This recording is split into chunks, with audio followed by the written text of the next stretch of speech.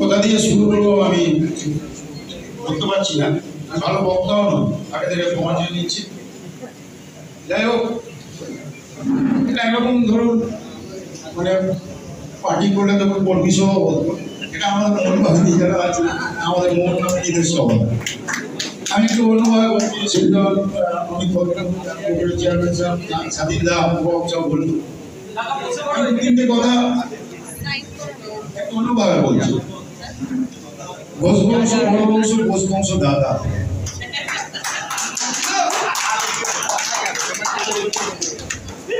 আমি এই জন্যই বললাম, এই দেখুন বসু পরিবার আছে, আমরা বসু পরিবার বলতে সুভাষচন্দ্র বসু বুঝতাম আগে, মানে 90 সালের আগে ইতিহাস যখন পড়েছিলাম।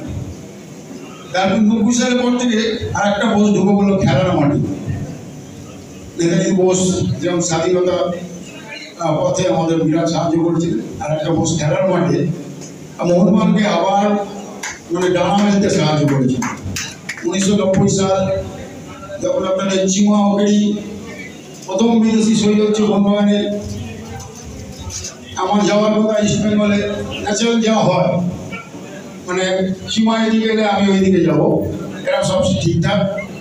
আমারও মন মানতে চাইছিল না, একটা টিমে এত বছর খেলেছি, 89 সাল শতবর্ষের ক্যাপ্টেন ছিলাম, 4 ওভারের ক্যাপ্টেন পরে হয়েছি। যাই হোক,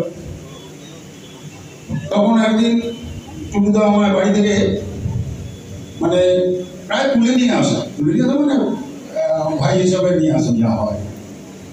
90 সালে এসেছিলাম, ভাঙ্গাপুর স্ট্রিট বাড়ি ছিল, টুম্পাই অনেক ছোট, আমি বলতো 8 ক্লাস 6 ক্লাসে পড়ে, হ্যাঁ তাই হবে।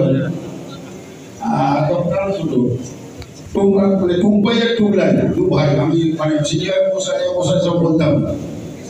মামা ছিল মানে প্রকৃত অর্থে আপনি যেসব বীরাঙ্গনা দেখেছেন তাদের মধ্যে একজন হতে টুম্পাইয়ের মা, মানে আমার বৌদি, নাম নেব না।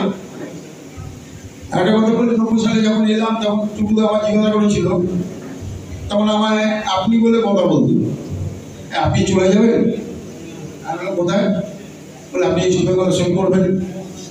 আমি আপনাকে কে বলবো? বলে না আমি শুনছি আপনি মিস করে যাবেন না, না আপনি যদি বলেন আমি চিমাকে সই করাবো। আমি না এটা কি বলছি, মোরমান দর্শক আসবে, মোরমান ট্রফি পাবেন, চিমাকে সই করালে যদি ট্রফি আসে নিশ্চয়ই করাবেন। আর আপনাকে আমি বলে দিলাম আমার টাকা পয়সা দরকার নেই, আমি মোরমানই খেলবো জানেন। আমি বলে আমাকে ছাড়ে না, বাড়িতে ছোট বড় একটা মানে মজার মতো মানে দাদা হোক জায়গাটা পেয়েছে, খাওয়া দাওয়া থেকে আরম্ভ করে সব কিছুই ওদের সাথে করতে হয়। তো অনেকদিন ছিলাম।